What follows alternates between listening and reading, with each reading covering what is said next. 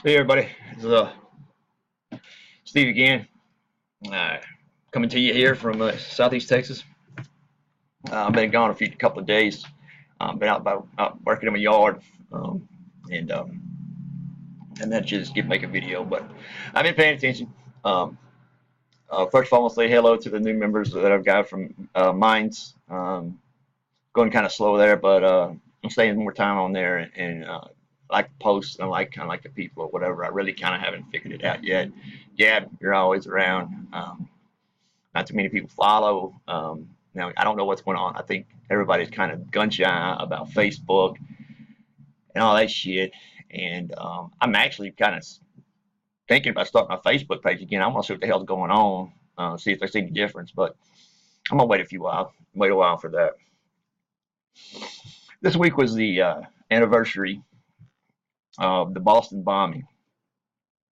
I don't know if you guys realize this or not, but I'm pretty much a history buff, and I like to analyze videotape communications, radio communications. I do that as like an AARP, after action report that I did in the military to see what could have been done better, what could have been done better, or could have been done more um, efficient. And actually, I go through and find out the things that they did wrong. Well, today I looked at, well, the last couple of days I've been looking at the Boston bombing. And of course, I think most of you have seen the movie. Um, but what I come up with is that what I saw and what happened during the Boston Marathon bombing was one thing that differentiated between the shootings, a lot of shootings that we have. Um, I think it may be attributed to the fact that people are from Boston. They're very patriotic. Um, they are. I don't know. It's one of the. They're kind of one of. You don't mess with. You don't mess with us, and you don't. Um, but they're very patriotic, and they take this shit seriously. Well, one thing that I noticed was that whenever the bombing hit, and two bombs went off at the finish line, I saw an interview with a nurse who was there, and she was a part of the crowd, but she didn't actually get hurt. She had a son that was running in the marathon, and she freaked out because she was texting to see if he was okay or whatever. Said she couldn't operate her, she couldn't do anything until she heard from him. Well, he texted her back, said, "I'm okay." At that time, she went to, "Okay, now I got to go to work. Now it's time for me to do my job." She said when she was going through the scene, she saw so many wounded, she saw so many bleeding out. She saw it was a horrific scene. I mean, no, most of you have never been in combat, but if you walk upon that, something you'll never forget. To have people hurt, and you can only do so much. But one thing that she mentioned was, above all else, that I really paid attention to, was she said every person that I looked at who was injured, they had at least one or two people that were helping them out. There were one or two people that were there to issue first aid, if not to be there when they realized that their legs were missing and apply a tourniquet, and then step with them through the whole process of them being evacuated out. They didn't leave nobody behind. I also remember a picture of a young man who's laying on the concrete. He's covered up. He's dead. And there was a Boston officer that stayed there with this young man, even though he was dead, to make sure that somebody stood over him and make sure nothing happened to his body. The whole thing was a crime scene. Some people had to be left where they were at. For every one of those individuals that was left where they were at, there was somebody standing by. Somebody standing there to make sure nothing happened to them, to cover them up, make sure nothing happened to them. The response in Boston Police Department and the fire department, it couldn't have been any better. during that circumstance. I don't believe. They established communication from the ground level, from where the actual bombs went off, directly to their chain of command, and they initiated one thing. The first order they gave out is they told every ambulance available deploy to this spot. Now, we have people running toward the fire, getting people out. That's actually going through and looking and seeing what their wounds are, how extensive they are, who should go first, who should go second. And this was not even a triage being established. These individuals were doing this on their own. Where did they learn that? There's no special class. There's no special education you can receive to have a heart like that to go in and help people. It's a sense of honor. It's a sense of duty. It's a sense of doing something for your fellow man. Somebody's hurt. I'm going to go help them. Something bad happened. Let me go see if I can help. It's that type of mentality. We start comparing this to other shootings. We have never seen on a scale of what Boston did that day, of helping with the wounded. Vegas comes close but the fact is that we will never know what actually happened in Vegas. We don't know who the heroes are. We don't know who the heroes are in Vegas because we'll never know. We'll never be able to see the videos. I can tell you from what I've seen in the videos from Vegas is the fact is we had a bunch of dumbasses. People are dropping all around you with bullet wounds, and you're still standing up with your damn cell phone. I'm sorry, people, but people like that are too stupid. They're too stupid to live. Worry about your cell phone before you can get yourself to safety. And God forbid you help somebody else. I did see in Vegas, though, one thing that was really cool was the fact is that those barriers that they have up they use for fences, these guys broke them down and putting people on them, carrying them out. We'll never know what the real story of Vegas is because we'll never know because they won't release the tapes of everything. And you've got to realize the fact is that Vegas is probably the most, okay, the most. They've got the most videos per square mile, per square foot than any other city in our nation. There's cameras every damn where. And we can't get any of the tapes. The only thing that I can say, and I've said it before, I know I didn't get too much good feedback, was the fact is that these people from Stoneman Denman in Florida, they didn't help to stop people. They didn't stop people to help people, I'm sorry. They just described to them what they looked like while they were dying. They were walking out and said, well, I saw somebody shot over here. I saw somebody shot over there. I saw somebody shot over there. I'm getting the hell out of Dodge. I'm moving, protecting my ass.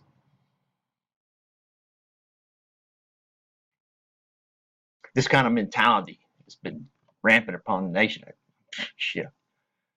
Better you than me. I'm sorry, people. That's not what we're all about. That's not the people who we want to be. We help each other out. Even though we may not like each other, we still give them a hand. But we're gradually getting away from this. One of the greatest quotes that I've heard so far was the fact is that somebody said, we don't have a gun problem. We have a cultural problem. One of the incidents that I gave here and the guy actually reiterated was the fact is that whenever I was young, we used to carry guns in our trucks. We go hunting after work or after school. Hell, if we bought a new gun or got one for Christmas, shit. damn right we're going to show it off. No guns went into the schoolhouse. They never made it in there. But I'll guarantee you, when one person starts shooting up the damn schoolhouse, he ain't getting out of there alive. We didn't respond. We didn't wait on the cops to respond. That's just common sense. Somebody's in there shooting and killing. Go get them. We don't have that no more. We have most of our only 30% of our population right now, men and boys, are available and can qualify for active duty service. 30%. Rest of them can't pass the test. Now, well, my son got drugged. He smoked marijuana, so he can't. Bullshit, you get a waiver.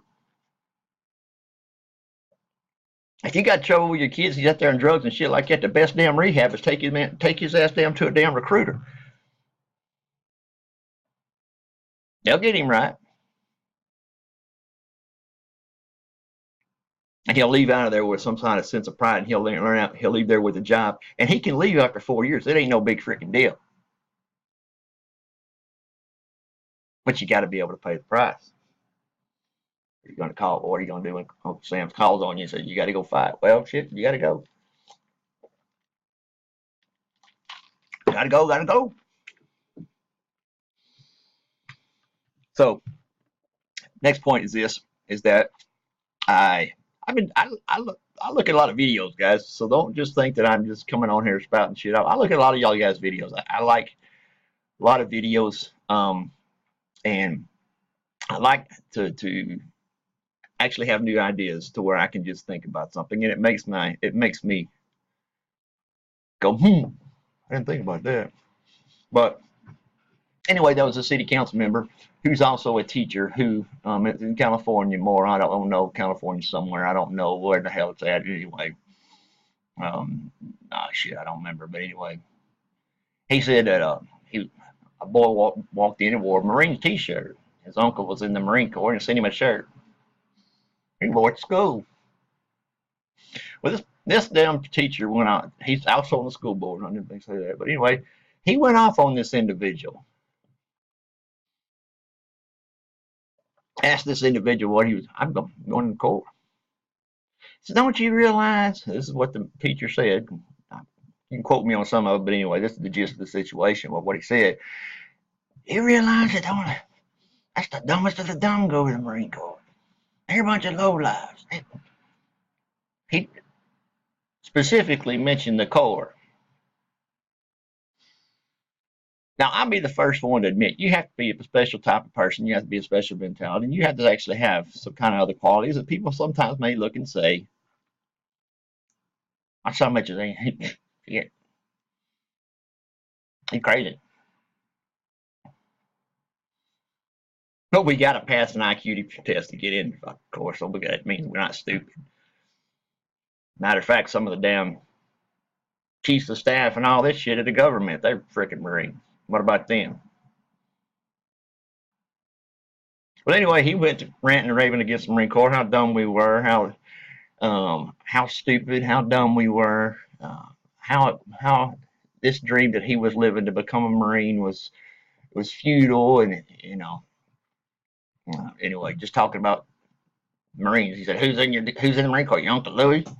Well, shit, yeah, my Uncle Louis is in the damn Corps. I'm proud of him. I wear the T-shirt.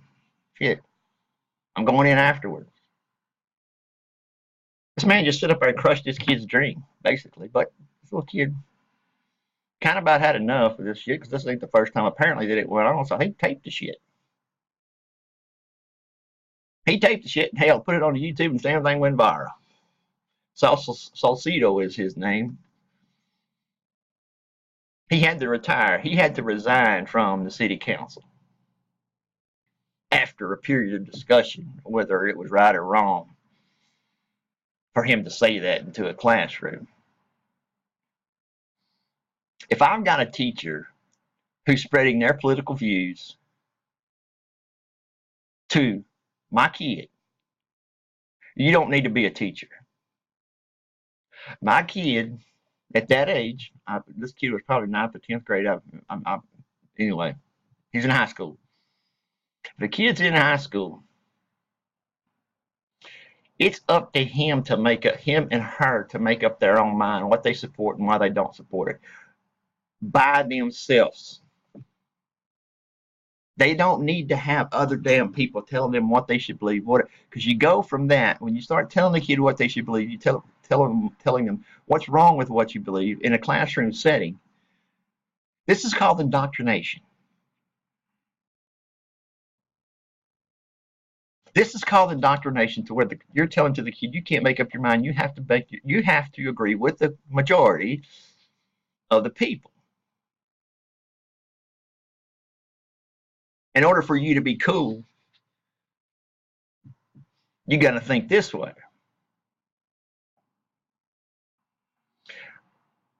I remember distinctly when I was in high school, I had dreams of going. I thought about the Army. I didn't. That's before I knew about the Marine Corps. But anyway, I always wanted to go into the Marine Corps. I got out, did some jobs. I worked jobs. I worked all the time, seemed like. But there was something missing. I needed to develop something that I had, something was more, there was something more important than me that I needed to be doing. I did it. Whatever you say, it's worth it. I'm a combat veteran. Did that offend you? I'm sorry. You can't say veteran anymore without looking around saying, oh,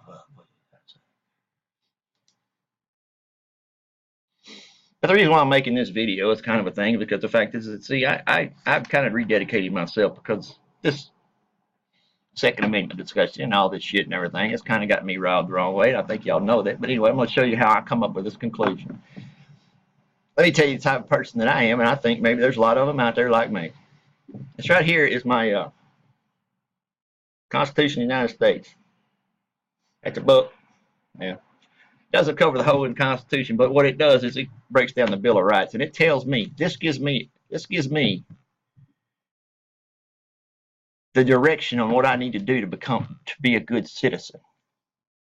It teaches me that I can stand up to my government. It tells me what I can and can't do. It tells me that I can have freedom of speech and I can say it. And you know what? If it offends you, I can still say it. It teaches me to, even though I don't agree with you, I still respect your right to say it. That's the First Amendment. Now we're cutting off people from speaking at colleges or in schools or somewhere where they don't want to teach that narrative. They don't want to have another side of you. I don't care which side of the aisle you come from. You have a right, if invited by the college, to go and state your views. The First Amendment guarantees you that right. Now we're breaking this Constitution and we're letting it happen because we're telling these people, well, you know what, you don't believe as we do. You're not going to say what we want you to say, so you can't speak here. Same thing goes with society today. You worry about offending people. Offending people is just it's just a fact of manners. It ain't against the freaking law. I'll give you an example. In New York, man, it's get the fuck out of here. To them, they don't even realize they know that they're cousin. It's insinuating the positive. It's insinuating like, get the fuck out of here. It's actually pretty cool when you say it. I'm not even from the north, but anyway, New York has got a great accent, man. I love them. I do. I love New York. I couldn't live there. I couldn't whatever. But hey, you don't think no shit. You're like, get the fuck out of here. You talking to me? This is where they respect you for saying what you need to say. And how they don't monitor how you say it. If we start telling people what they can and can't say, and we tell them how, we need to give them a script. Does that sound 1984-ish? People telling you what you can and can't say? how you should say it, so you won't offend nobody. I'm sorry, people, to tell you this right now, but when you wake up in the morning, you're going to get offended every damn day when you go to work. These people out here, they don't really give a shit if it offends you or not. They're not going to watch their language all the time until you say something. Look, I don't appreciate that kind of language used around me. All right, man. I'm sorry. Sorry about that. But you be in a minority, man. But, so now we're monitoring our speech, saying what we can, what we can't say, what's vulgarity, what's not. Who's to say what vulgarity is? Great man once said, vulgarity to one is another man's lyric. It's become socially acceptable to say certain words on TV.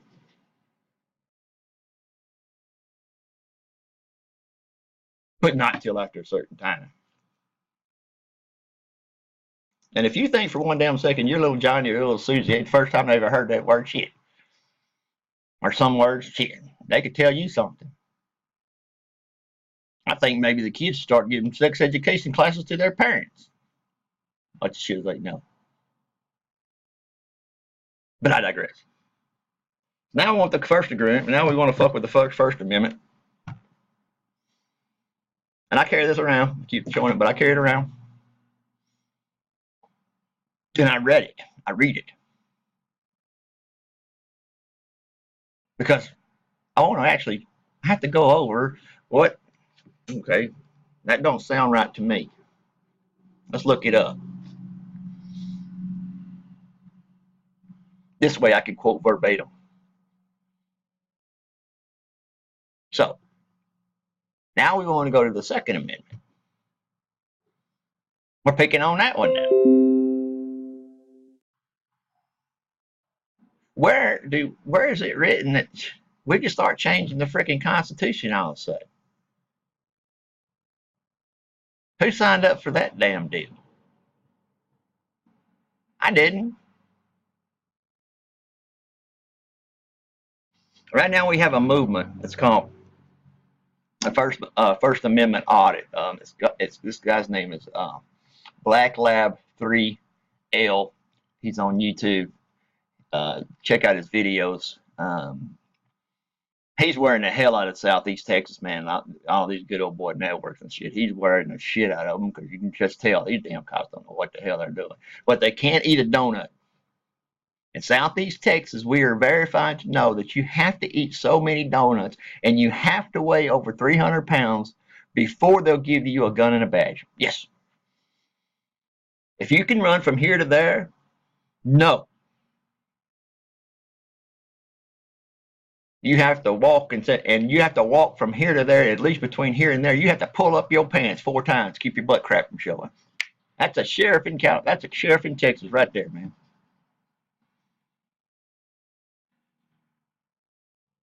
And y'all got to meet somewhere for lunch. Talk about the crimes, y'all, about all the damn crimes y'all done solved this morning. I have a couple of legal problems. I've challenged the government. I have a couple of legal problems on my constitutional rights, and I'm getting ready to go. And these next couple months are going to be pretty busy. And they're actually going to be fun because the fact is that I got them over the barrel because the fact is that they forgot that the United States Constitution and the Texas Constitution actually applies to them. Figure that shit out. It just don't apply to people in Dallas and Houston. It applies all across the whole damn state. Figure that shit out. So we're getting ready to get down and dirty. But anyway, the fact of the matter is that, hey, this will set the precedence, and this is going to set a precedence, and I'm not tooting my horn, but this will set a precedence on which way that they're going to go. Because whether you believe it or not in Texas, the good old boy network and the Freemasons and all these other son of bitches, they're getting attacked. You can't do that. Why? I said so. Well, who the fuck are you? We got people saying, who the fuck are you? We got working men coming in from work telling us we can't sit and have coffee in a certain place because we're loitering. And I understand about that Starbucks situation. I'm still trying to figure that out now. I don't know. The reason why I'm not going either way with that is because the fact is I really haven't got all of the facts yet, so I'm kind of holding off on that. But I don't like the way it's going, but I want to make sure that I get all the audio and all that shit because that's slow to come, in America. But people are starting to ask, well, who the fuck are you? I'm the law. Good, I'm glad. Let's follow the law. It's goddamn different whenever you tell them, let's follow the law. Here's what the law says. What do you think about that, Skippy? Well, then they end up arresting you for shit that, you know what, they just made the fuck up. Now, how do we expose this kind of shit? Because you know what, we've done this all Southeast Texas. We just had to put up with it. Now we're taking their ass to court. Prove it, motherfucker. Where does it state in the law that you can do this? Because you got a badge and a gun? I don't have to respect your damn badge and gun. And I don't necessarily, I have to respect that authority. But I ain't got to respect the individual who's stupid enough to actually think he can make shit up and me fucking be slapped dead crazy and not to question him on it.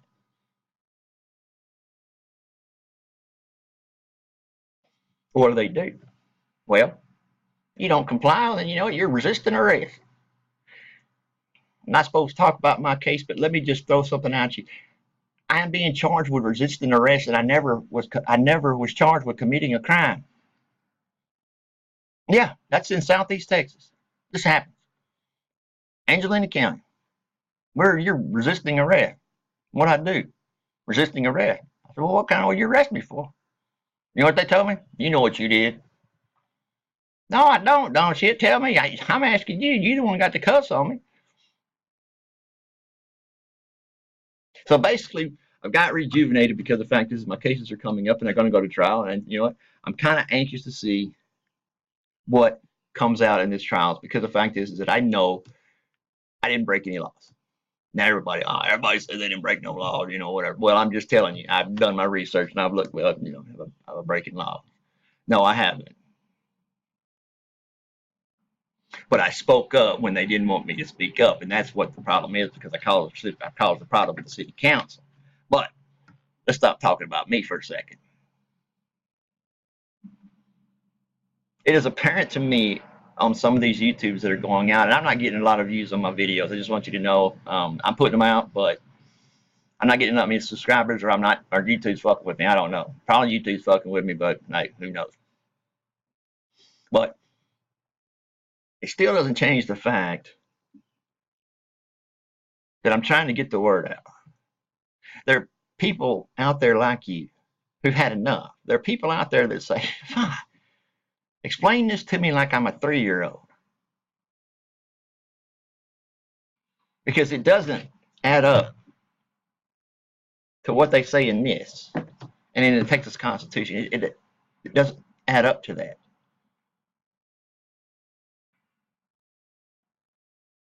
Right now, just my personal opinion, because I wanted to know what the actual deadly force rules were and excessive force rules and what they taught to our sheriff's deputies here in Angelina County.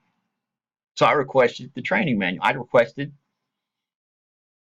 their methods. What do they determine at deadly force? How is it used? When's it used? What the fuck, whatever. When they use, alternate, whatever. The sheriff won't let us have it. He won't release it to the public. The public. You think they're trying to hide something? I think so.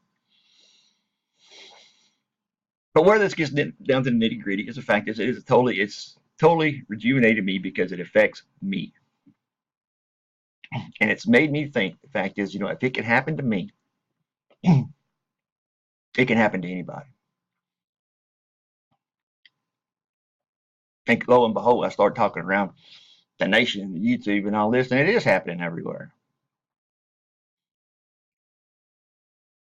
Police abuse is rampant. I don't care whether you want to admit to it or not. Good cop or bad cop. The bottom line is that when a cop takes an oath,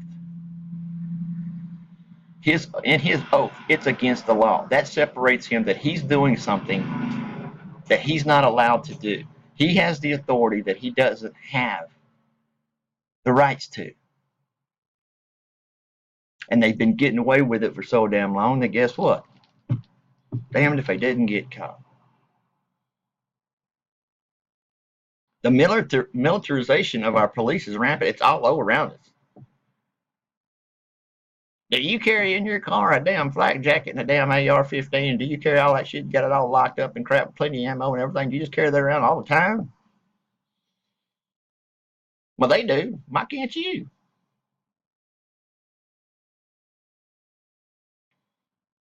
Cop stopped me the other day. He said, you're open carry. I said, yeah, I can in Texas. It's over. He said, well, you got to have a permit. I ain't going to have no damn permit. He said, well, why? Because I carry black powder. It ain't a weapon.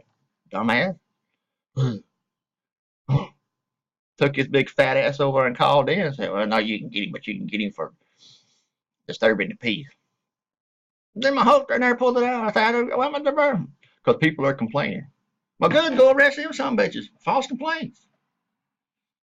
It ain't my damn fault they don't know the fucking law.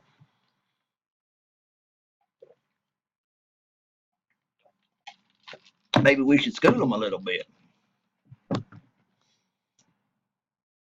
But it all comes down to the elite, what they want in a town, and they are just whatever. Because let me ask you a question. Do you think for a second if they come into your house, my house, and they take our guns, they're going to take them from anybody in the government? No. Secret Service is going to take them. What are they going to do?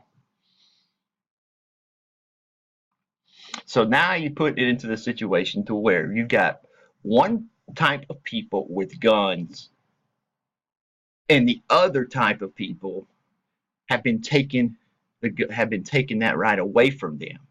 Do you see where I'm going with this? How many dictators, how many governments have done this? And how did it turn out? I just talk about Germany. All them damn people were killed because of the fact that they didn't have a damn gun to fight back. In the Warsaw Ghetto, they got bucking guns and they fought back. They made a stand for 2 or 3 days. They were outgunned. So if there's anybody out there ready or anybody out there carrying a gun, a weapon, I should be able to defend myself. I should be able to take the right. I should have the right to actually be able to defend myself. People will say, well, guns are bad, guns are this, and guns are that. But I'll tell you this right now. Maybe it's just me.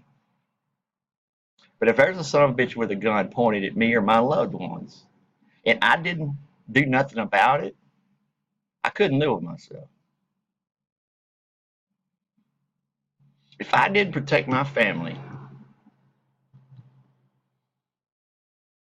then I let it happen, and I sat there on my knees and squalled like a damn baby, then what kind of man am I? Last thing. That question comes up, what kind of man am I? Well, which kind of man do you want to be? Because it's about time to pick sides. Days of the beta male, they're coming or whatever, and the girls seem to like that or whatever. Well, who gives a fuck? If you got a change to be a beta male and you're an alpha male, it ain't gonna freaking happen. Because sometimes a man just needs to have some place where he can enjoy his tobacco and cuss and work on his guns. We need to do man shit. We need to go out there and get lost go out there and go camping. Get lost on the lake 3 or 4 damn times while we're trying to work our GPS. We need to do that shit. You people think it's stupid. You know what? We learned something. And I really am sick and tired of the media and everybody else looking at me and saying, well, they're just stupid. Just because you don't understand something doesn't mean that we're fucking stupid. Because we're not. I don't know. We think it's smarter to be able to go out and change somebody's tire. Like if your wife has a flat, get out and change the tires for her and shit. Beta males say, well, go ahead and fix it. If you, down here where I live, if you allow a woman to change a tire and you're in the damn car, you'll get your ass whooped. Okay? You will get your ass whooped. Somebody will stop by and help her change that tire, and then they will take that tire tool and they will wear your ass out for not having enough manners. The simple rule is going to be saying, oh, didn't your mama teach you any damn manners? Girl changing her tire all by herself out here. You dumbass sitting in here in your skinny jeans and shit. I'm tired of it.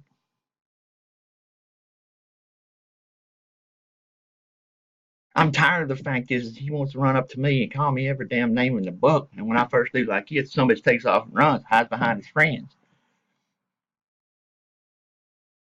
or yells for the cops.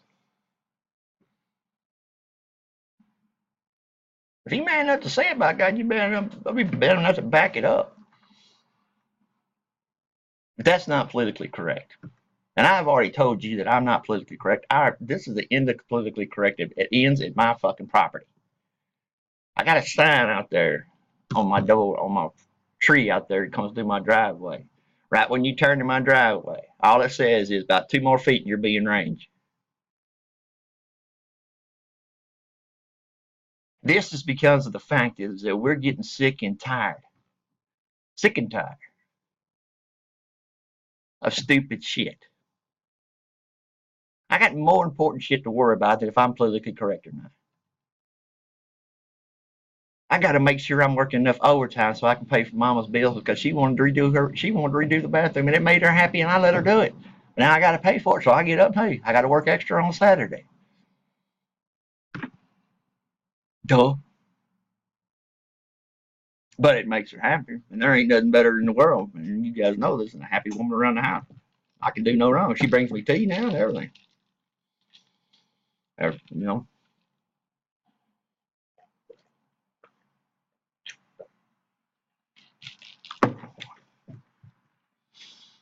So women are going to put up with the fact is that they're going to deal with these beta males because they have their feelings and they get to talk to them like that. They have to talk to their girlfriends and shit like that. I ain't got time for feelings. God damn it, I got to go to work. I don't have time. I put a song out about this. I got time to send you emojis on your Instagram. God damn, I've got a situation here at work. I got a beam up there holding up by a damn crane. I got a crane operator. Don't know what the hell he's doing. We got a problem here. I don't have time to send you an emoji at work. But some bitches here anyway. So basically, it's time to get down to your roots, and it's actually kind of time for you to define what do you believe in. What type of person do you want to be? What type of person do you want to remember in history? It's not about right and wrong. We done passed wrong a long time ago. Now it's up to us. Who do you want to be? What do you want to be? I heard many people like me that just sit out here and say, you know what, it's my land, you ain't coming on it, don't come on it. Y'all can do whatever the hell y'all want to do in town, as long as it don't affect me. But if it affects me, you better damn sure, or my neighbors around here, people I care about, I'm gonna go up there and say something about it, just to give them a different point of view. My neighbors around here, we have a meth problem around here. We got a bunch until I moved in. We did anyway. There's people coming over stealing shit. There's an older woman over there. She's got a shed, big property. But anyway, she got a shed over there or whatever. So I stole something out of her shed. She called the police. Police didn't do nothing. She came over and called me. She says, "Can you come over?" I said, "Yeah, I can come over." She goes, "They broke into me." I said, "You know what? All right." What I did was I cleared me a damn little path between where I could see out my damn door and her shed. They came back one more time. I ain't coming back again. Like I said, you got to have a swamp that don't have no memories.